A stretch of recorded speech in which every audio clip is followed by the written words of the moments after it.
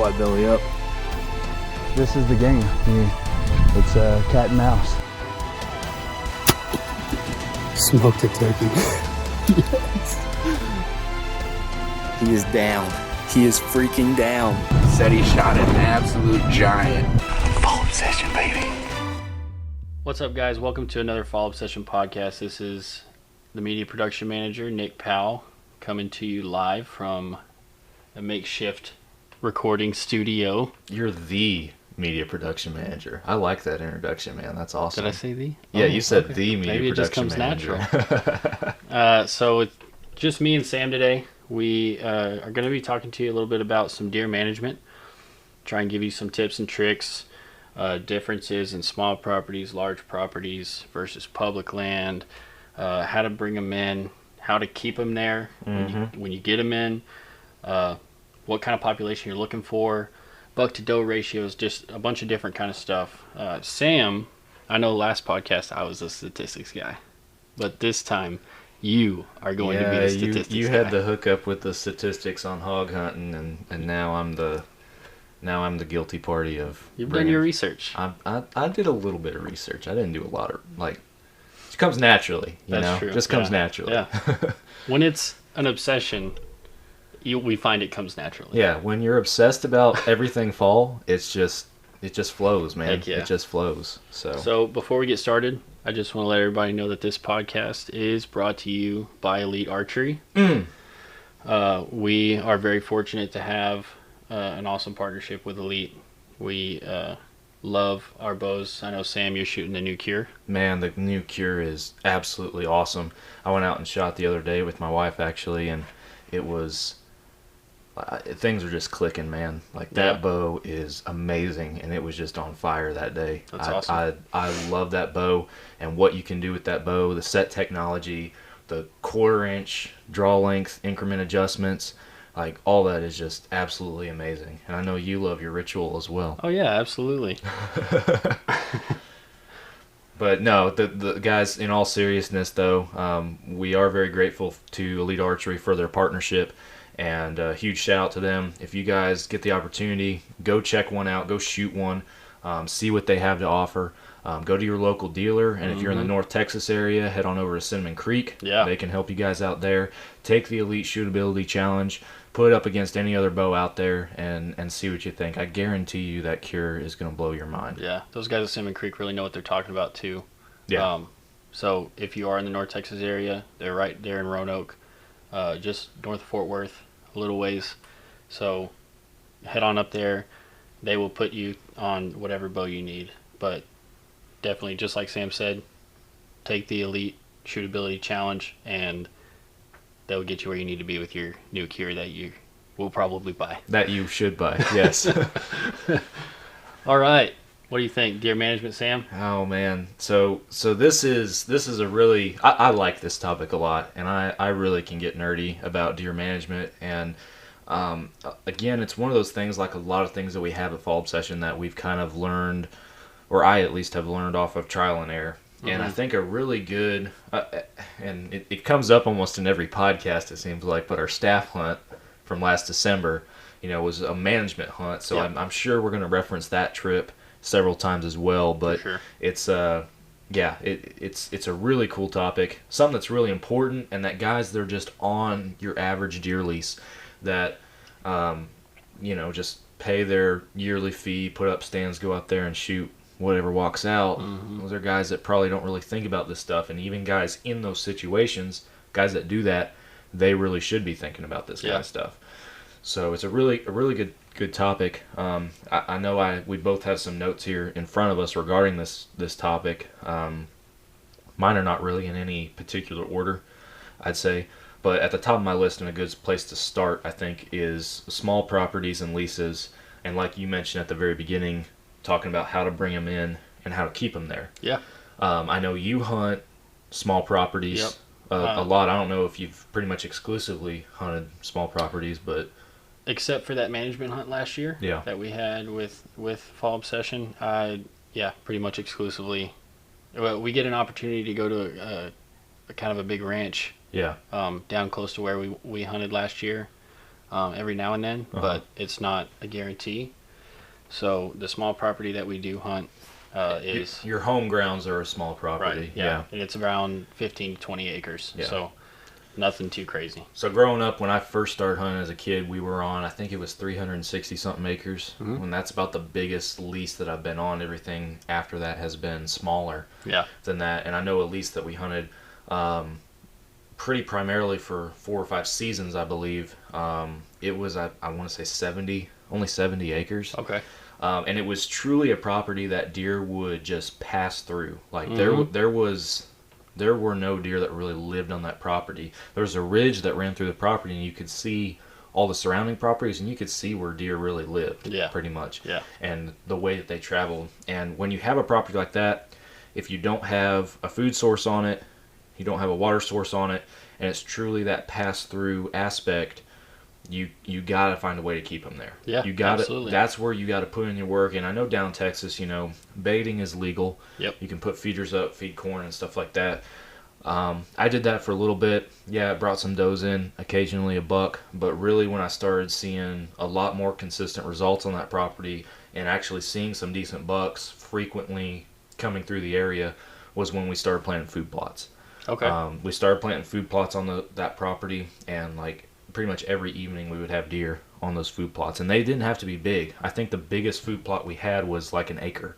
Okay. So it wasn't, and granted, compared to 70 acres, not so much, but it wasn't a very big plot. It was just enough to sustain what deer population we had, keep them coming in, and keep them interested.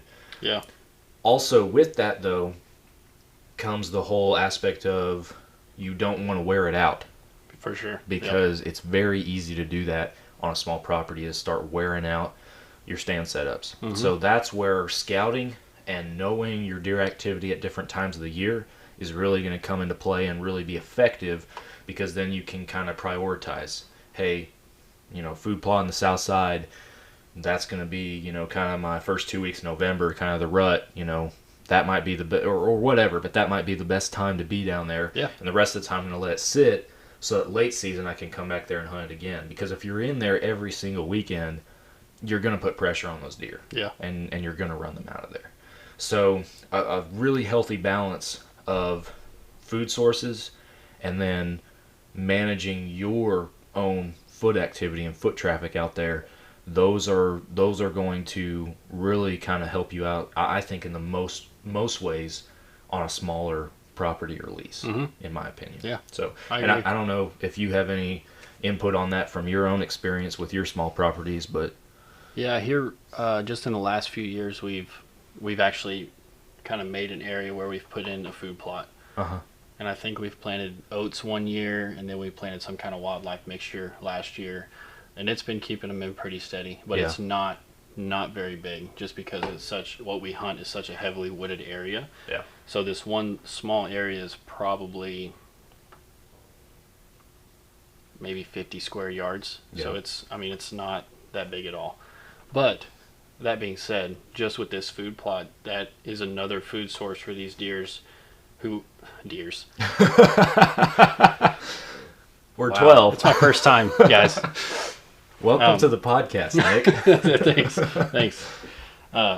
So for these deer that are passing through, it's just another food source, because like you said, it is legal to bait. So that's one of our main things we use is corn feeders.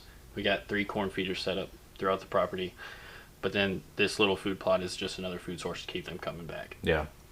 And guys, if you're looking for stuff to plant, go check out Vapple Products. Oh yeah. They got some awesome stuff, not just in the attractant as far as mineral attractants and blocks and that kind of stuff, but they also have food plot seeds and a wide variety of them. So I won't harp on that or spend too much time on that, but go check out Vapple Products too if you're looking for something new to plant. Yeah, So, absolutely. They work very well. yes, we have lots of proof for sure on our own website. So a couple other things that I wanted to talk about. One was population, because if you have a small property and that's your lease, it's going to be very hard to manage your population, because you're looking at that deer are passing through type aspect. And typically, if you have a food plot like on the south side or whatever your property, you're most likely going to see the same deer in there every evening. Yep. It could be 5, it could be a dozen, but you're going to see the same deer on a regular basis, whether it be bucks or does. Yeah. On a larger property is where you can really start thinking more about your actual population and your buck-doe ratios. And I got some statistics for you. All right, on this. statistics guy. I'm the Come on, stats guy. All right, stats guy. So I went and I did look this up on QDMA, Quality Deer Management Association, because they sound important, and they are. They very much so. So, based on what I was reading, kind of your typical and a good to shoot for starting ratio as far as bucks to does is a 5-to-1, 5 does to 1 buck. Less than that is more ideal. And obviously your ratio versus start of the season to the end of the season is going to be different. Mm-hmm. But the thing you want to avoid is having ratios like 10-to-1, 15-to-1, 20-to-1 as far as your doe to buck ratios, because at that point your bucks are not, they're not having to work for their does. They can stay in a smaller home range Mm-hmm. and be able to, you know, cover the does that they want, and they don't really have to work to go find, you know, a new doe or anything like that. And especially in hunting season, especially in November during the rut, within your own property, you want those bucks moving around. Mm-hmm. You want those bucks to be traveling and, you know, unaware. Yeah. So, you know. And then I feel like it also comes to competition. Yeah, Because also. another great tactic to getting that big buck to come in is rattling antlers or some kind of rattle bag. Or a grunt call, yeah. Grunt call, something like that. So that I feel like that plays a big part in it. If you have those bucks working and competing for those does, that's a great way to get even a management buck or whatever you're looking for. Well, and with rattling antlers and stuff during the rut, you're not just going to call in a buck that's roaming around searching. But if you have a target buck and you know where that buck's home range is, and you know that he is there, and you go in and you start making a fuss, he's going to come out there looking for who's tearing up his place. Oh yeah, you know, Very that's his turf, and he wants to know who's on it. So. That's another aspect of it. But I mean, ideally, like I said, a lower than 5-to-1 ratio is going to be good, because you're, like you said, you have that competition aspect. Mm-hmm. They're having to work to find does that haven't been bred, and yeah, it's going to be better for your bucks. Going off of that, I did see an interesting statistic. All right, stats guy back again. Yeah. Out there on QDMA, and that was roughly 50% of fawns are bucks. Yeah. So half of fawns are bucks, half of fawns are does. So now, granted, you're going to have problems with, deer that run out and get hit by cars. You're going to have old age disease, all that other stuff that's going to play a part in Absolutely your population year after year. But as far as you want to try to maintain that ratio, and what that boils down to is shooting does. Mm-hmm. Because you get a lot of guys that go out there and they want to kill a big buck, they hunt a big buck and work their butt off to get that big buck, and once they finally got him, maybe they'll shoot a doe the rest of the year, but they're happy with that. Yeah. You got to shoot does.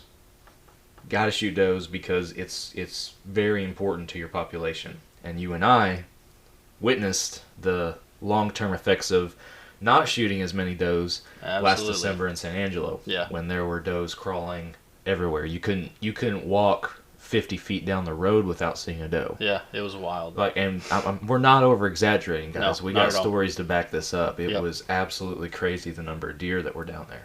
Yeah. So it allowed for some good hunting, but definitely a lot of does that need to be taken off of that place. So the other thing that I'll kind of rabbit trail into is aging a deer. Mm-hmm. Because when it comes down to like your bucks and shooting mature bucks, that's the other thing, is these deer you shoot, you want to be mature. You don't just want to go out there and start popping anything that moves. Right.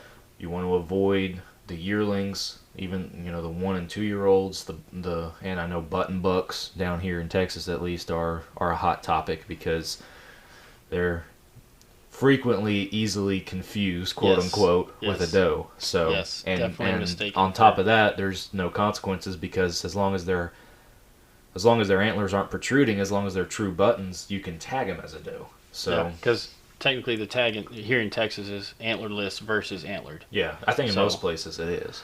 So as far as aging a deer, I have, over the years, I feel like I'm able to judge something pretty well on the hoof, but I did look up what other people say so that I have a little bit better thing other than my own words. I have fancier sounding words than my own words to give you There you guys. go. So Way to make it sound good.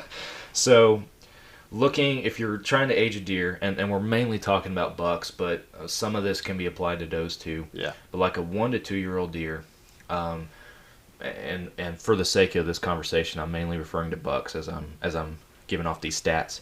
A 1 to 2 year old buck, they're gonna have small body weight, they're gonna be long and lanky, and pretty much they're gonna look like a doe with horns. Mm-hmm.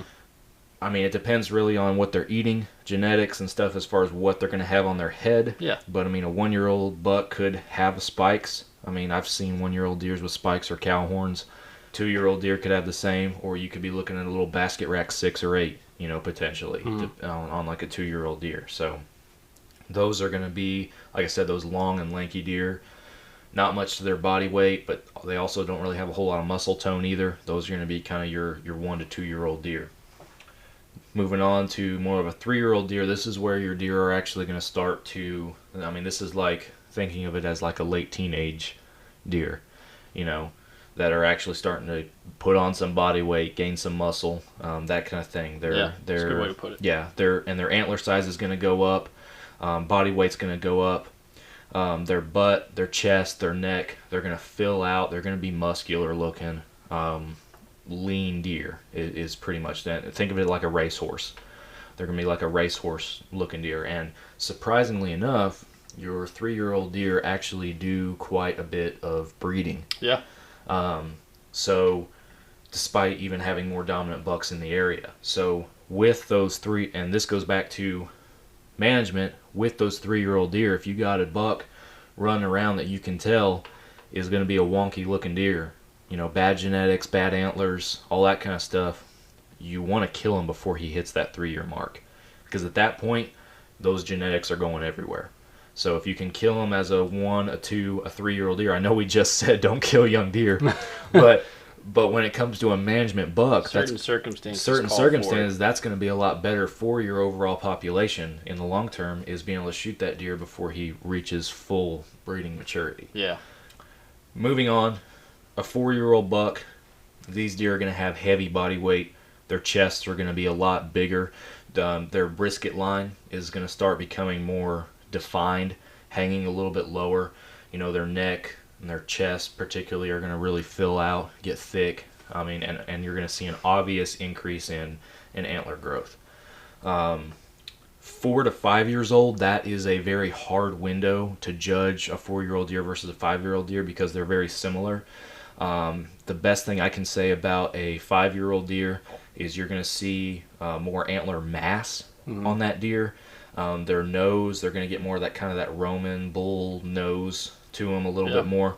And potentially, might not be more till like 6 or 7, but potentially at 5 you could start seeing a little bit more gray and white in the face of the deer itself. Yeah. So that's kind of a nutshell on some aging tactics that you guys can use to hopefully better gauge the age of your deer. In my opinion, ideally I would like to shoot, like if I'm going out for a mature buck, I'd like to shoot a 5-year-old or bigger. 4-year-old, still acceptable. Yeah. But I don't, unless it's for management purposes, I do not want to shoot a deer that's younger than 4 years old, right, in my opinion. So I don't know if you have any thoughts on that.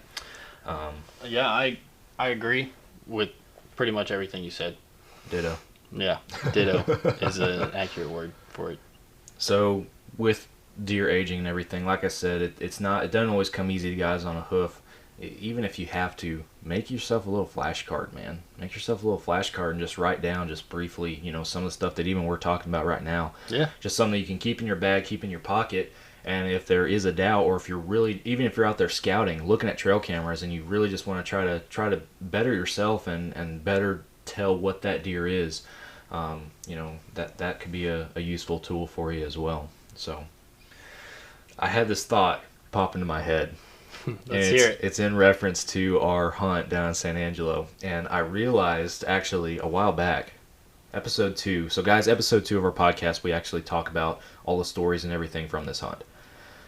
But I remember Daryl. You remember Daryl? Oh, right? I will never forget Daryl. We referenced Daryl in that podcast, and we said we'll talk about him in a minute, and we never did. How could we forget about Daryl? I thought about that when I finally listened to it. I was like, oh, sorry, man, Daryl. we forgot about Daryl. So I'm glad we can finally talk about Daryl. You know what's great about Daryl, though? He'll forgive us. Daryl will forgive us. Daryl's a cool guy. He is. So shout out to field staffer Andy Meeks. He Yeah. found Daryl. He's got an article on fallobsession.com as well, called something like A Deer Named Daryl or something along those lines. Whitetail Management, A Deer Named Daryl. There you go. Go check that out if you want Andy's story Yeah. on Daryl. It's an So awesome basically, story. Andy, was it you and him in a blind together Yep. the first time? Yeah. So maybe you can. I know we don't want to. I don't want to take up too much time with the story, but you can. Yeah. You can expound So- on it a little bit. Yeah, I could shed a little light on Daryl. So me and Andy were hunting together. I believe it was Wednesday afternoon. And all this is in his article, by the way, guys. So if y'all want to go check out a more detailed story of this, then yeah, definitely go to fallobsession.com/articles. You'll be able to find it. Oh yeah. But yeah, we were hunting. I think it was Wednesday afternoon while we were down there, and there was plenty of deer already taken. And so we were just chilling. This is our first time. We met the night before this for the first time ever, and so we're just kind of getting to know each other. And we got 2 sets of Vapple outside of our blind, and we see this little button buck just hanging out, not a care in the world. And we do so much as yell at this deer. I mean, we do everything from throwing stuff to yelling at this deer, and he will not go anywhere. And so this deer, little button buck, was deemed the name Daryl by Andy. And he was seen by, I think he was seen by us again, by me and you when we hunted together. Yeah, we hunted together, and it was at a different stand, and he showed up, and, Yeah. and that's where he kind of got the term as a stand-up guy. Yeah. Because Yeah. every time Daryl would leave, all the other deer would leave. Yeah. And every time Daryl would come back, all the other deer would come He's back. a natural leader. It might have just been pure coincidence, but I tend to gravitate toward the natural leader theory. Absolutely. So he's going to be a big deer one day. And yeah, he'll lead many. I agree with that. Anyway, so that's the reference to Daryl. It's a rather comical story. Like I said, Andy's got an article on fallobsession.com that if you're interested, you can go read the full story. But yeah, he was seen by many out there, and we definitely have a love and appreciation for the button buck named Oh Daryl. yeah, absolutely, always, and forever in our hearts. Forever in our hearts, absolutely. So while we're talking about articles, though, and I'm not going to steal his thunder as in talking about what's in his article, but there's an article on fallobsession.com about predator hunting, written by one of our field staffers. Mm-hmm. Very, very good article. Yeah. I strongly encourage you guys to go check it out. He talks about when predator hunting is important, and I learned stuff from it because There's one thing I love about what I do for Follow Obsession is these guys send in articles, and I get to edit these articles. And reading them, I've learned a lot just in the few articles that I've edited so far. Yeah. And reading this dude's article taught me a lot, and now I'm gonna change my tactics on when I go predator hunting. Yeah, he talks about seasons that are good for predator hunting, when you want to back off, when it's important. So guys, if you're truly interested in deer management, you need to know about predator hunting and predator management as well. The two go hand in hand. So be sure that you go check out that article as well. Yeah, absolutely. It's a really good one. Just a couple. I guess we can mention just a couple of points in the article. Yeah, for sure. Little sneak peek for you. Yeah. So a question he has for the reader is, does predator hunting even make an impact to your deer herd? Right. And the answer is yes, if you do it at the right time of year. So he mentions that the right time of year is when these fawns are dropping. that's when you want to take care of your predator problem. Yeah. And then also he mentions that killing every single coyote might not be a good thing because females are very territorial. And so if you kill that one, there's going to be one or two more that come and try and take over that territory. Yeah. So that literally goes to theory. You hear some old farmers or people talking, you kill one, two more just show up. Yeah. Well, there's actually some truth to it. Yeah, So it's not just an old wives' tale. So there's a ton more information in that article. So go check it out for sure, guys. fallobsession.com/articles. Yes. All right. We're moving on to stay within our time for today. I want to talk about off-season necessities. Yeah. And what's important to do when, and this depends a lot on your schedule and what you're able to do, how often you're able to make it to the property that you hunt. But scouting, trail cameras, obviously getting your food sources out there, maintaining your food sources, those are all very important. Yep. And this kind of goes hand in hand with the topic I was going to talk about next after this, and that was trail cameras and scouting. All kind of meshes together, but I feel like even in the spring and summer months, guys go out there and it's more of, it's not deer season. What I do doesn't really matter. Yeah. And that's not the case. Absolutely Your not. pressure still matters, especially when you start getting late July, August, September, those months leading up to the start of deer season. So I know we put out a poll on our Instagram story or a questionnaire, whatever, a few days ago about asking people how often they check their trail cams. And we got a wide variety of answers. We got people every 2 weeks, once a month, as often as I'm out there, 24/7, some guys, whatever.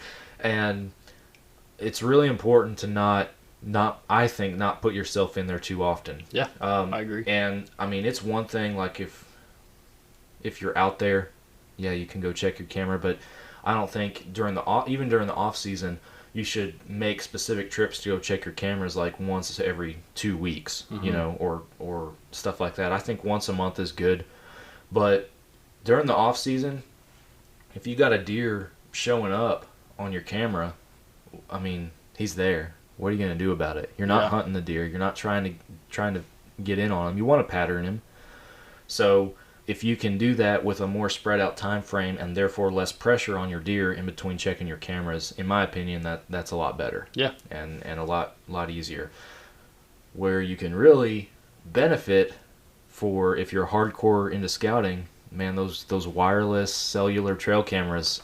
That's what I was just gonna say. Yeah, those could be right up your alley. They're more expensive. It's an investment, but you get a picture, it gets sent right to your phone. Yep. And you can look at it without even having to go out there. We have, I think, a few staffers who take advantage of that benefit. I know technology. I know that Spy Point cameras. And for the record, we are not at this time sponsored by a trail camera manufacturer or Spy Point, but we do have a review on there about Spy Point cameras and the cellular cameras that they offer for a relatively inexpensive price. So if you guys are looking for one, you might go check out those guys. And if you're looking at more gear, go check out the rest of our gear reviews. Yeah. fallobsession.com. We have a lot of gear reviews. And talking about gear and gear reviews, off season is obviously when guys are really trying to gear up, get new stuff for fall.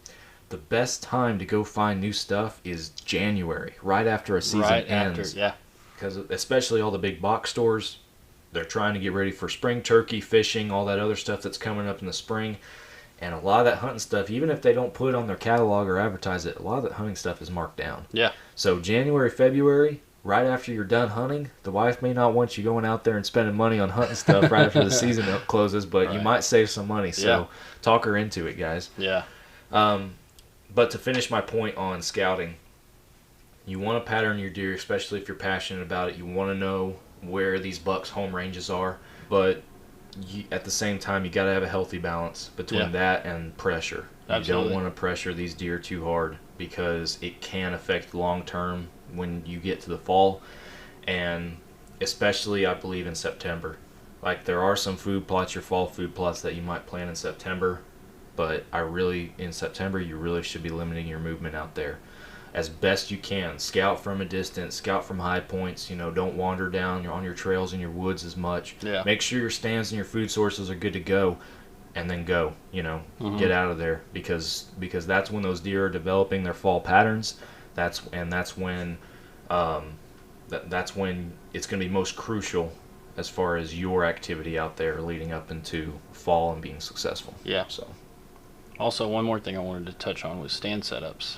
Yes, stand setups for sure. Me personally, I haven't tried any like hang-on tree stands or climbing tree stands, or I think there's a saddle nowadays. Man, saddle hunting is becoming very popular. Very. I'd be lying if I said I tried it, because I haven't, but either. we have a lot of guys on our staff that have tried it.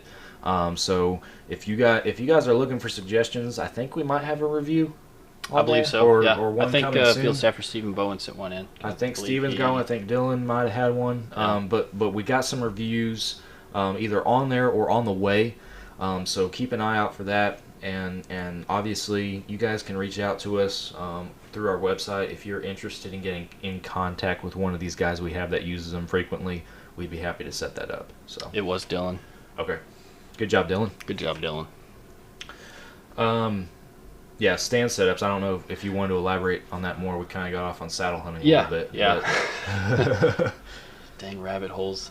Yeah, so I primarily use tripods just because I haven't bitten the bullet yet and spent the money on a climbing tree stand. Yeah. I know where I hunt, it's heavily wooded, so tripods work great. Right over the feeder. If you can't bait, I know some states say you can't bait, you can put, that's when scouting comes in big time, because you can find those trails where those deer are walking every day, where they're traveling from their bedding area to their food plot, wherever. But yeah, me personally, tripods as of right now, but I'm not opposed to anything else. Man, I grew up. My dad was a rifle hunter growing up, so we had box blinds a lot. Yeah. In the early days and when I started bow hunting, and up till now, I spend most of my time in a tree stand or a ground blind, whether that's a hang on or just a ladder stand or kind of whatever. I'm not a wealthy man, so whatever I have to work with. That makes two of us.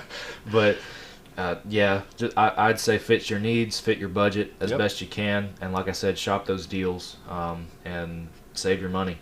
Yeah. And wait for something to go on sale. It sucks. I know how it is. It sucks to play the waiting game and wait on the stuff you want to go on sale. But hopefully it'll pay off. If you got some raggedy gear, hang on to it for one more year. Wait till January.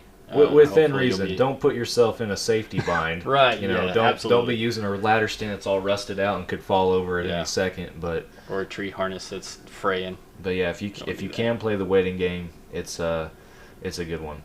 So talking about scouting is a good time to also mention a topic we wanted to bring up was shed hunting. Yeah. Shed hunting, and I will admit I am probably not the best source on shed hunting, just because I'm somewhat limited in how much I've done it. Yeah. But from what I have done, and probably why I haven't done so much of it, is small properties. Because on small properties, it does not seem to work as well. Yeah, I agree. Especially because these bucks typically are going to shed their antlers in more of their home range. And if you have a pass-through property and their home range is not on that property, the chances of you finding a shed are significantly less. So that's probably why my shed hunting efforts have been rather unsuccessful. Yeah, I am in the same boat. in most of the time, but from what I understand and the research I've done, that's what I get out of it. Yeah, I have heard that you can set up like shed traps where you can find 3 trees, set up some kind of fencing, hog panels, something like that, something that won't hurt the deer or hurt the environment or whatever. Yeah. And set them up at like an angle, and then you put corn or some sort of attractant in that, so when they go and eat the corn, their antlers will hit that fencing, it'll knock them off. Yeah. I've heard of guys doing that. I'm sure there's several different kinds of shed traps out there, but like you said, probably your best bet will be to go on a big piece of property. Public land. Public land is a great one. If you can get permission to just go shed hunting, that could be a great way to get an in with a property owner who has some good land. It's a good opportunity to scout too. Even right after the season 100%. is always a good opportunity to scout, because right after the season closes, and again, I'm not advocating pressuring deer, but if you're gonna pressure them, that's the best time to do it, because they got almost a full year to recover at that point and get back in their pattern. And you can also kind of gauge, if you got target bucks, which ones made it, which ones might have not, and that can help you in a lot of ways in planning for the next season, because not only can you look at your population and what's coming out of the year, but you can also, you're still in the same season and conditions that those deer are used to in the fall, so you can see, a deer's pattern might change summer versus fall. Yeah. So you can see, okay, this is what they're doing this time of year, so next year you can plan better for that, plan more accordingly. I know a lot of our guys on staff do that. I try to do that as much as I can.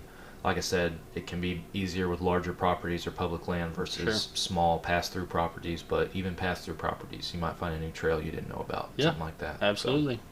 So, good stuff. Yeah. The last thing that I'm going to mention, and I know we're cutting into our time here, but the last thing that I'm going to mention is an article that just went up on the website, recently, and that is high fence versus low fence. Yeah.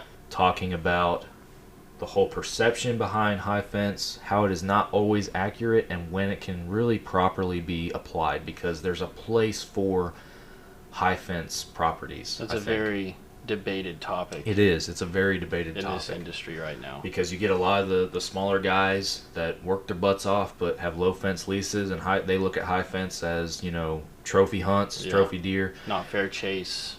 That kind of high thing. fence properties can very much be fair chase, and that high fence can just be used as a tool. Yeah. And I'm not gonna say verbatim what's written in the article. You guys can go to our website and read that article if you want. But in that article, we talk about how high fence can be used as a management tool, no different than food plots or stand setups. Obviously it's more expensive, but no different than other management tools that you use to look after your population. You're trying to keep your deer from wandering away and never coming back in the rut, basically. And you're trying to keep other deer with, especially if you're feeding protein and trying to have a good deer population and keep those trash bucks out of there. We're really trying to do a better job of keeping those other deer from coming in and breeding into your own herd. Yeah. So that's a really good article. You guys should go check it out. Definitely. And let us know what you think. Give us some feedback on it as well. We'd love to hear your thoughts on that. Yeah. So, Sam, you got anything else? Man, I could blabber on about this stuff forever. Yeah. Like I really super nerd over here. I do not consider myself an expert at this, but I really enjoy it. I really enjoy learning about this, and I hope that other people do too, because it not only builds a better deer population in your respective areas, but it also makes you a better hunter, and allows you to better take dominion over what's entrusted to you. Yeah, absolutely. So I am all for deer management. If you can apply it, even if it's at a small scale, there's ways to do that. Like we've mentioned, I encourage you to go do it. Yeah. And do it as best you can. Yeah, guys, we've thrown out a lot of good info here. We've thrown out a lot of good references to our website. You can go there and check them out. There's also a lot of good resources out there. QDMA is a great one to go check out. But we are out of time today, so we're going to close it out. Thank you guys for listening. If you haven't already, go follow Follow-Up Session on pretty much every social media platform we have out there. Facebook, Instagram, Twitter. Subscribe to our YouTube channel. Subscribe to this podcast. Go listen to our other podcasts. I think this is number 13, maybe? I don't know Something I don't know where it's going to fall. It's like 13 or 14 somewhere in there. So but yeah, go listen to all those podcasts. If you can, give us a rating, 5 stars. We'd appreciate it. But yeah, guys, we really appreciate all your support out there. Thanks for following Follow-Up Session. Yes. We really appreciate it. We appreciate you listening to this podcast. Like Nick said, share this podcast with your buddies if you enjoy it. Please do. Like Nick said, hit that subscribe button. And also, on our website, fallobsession.com/podcast, there is a spot where you can send in questions Yeah. or topic suggestions. So if you have something you want us to cover or talk about in a future episode, you can do it right there. And we frequently have some stuff similar, some questions and polls on our Instagram stories and stuff as well. So. Yeah, and we love this stuff, guys. Obviously, we are called Fall Obsession, so we are pretty obsessed about this stuff. So sharing it with you guys, we couldn't do what we do without you guys. So. Absolutely. All right, Sam, there's nothing else you got, buddy? I'm signing out, man. All right, Sounds we'll good. see you guys later. All right. Thanks for listening, guys.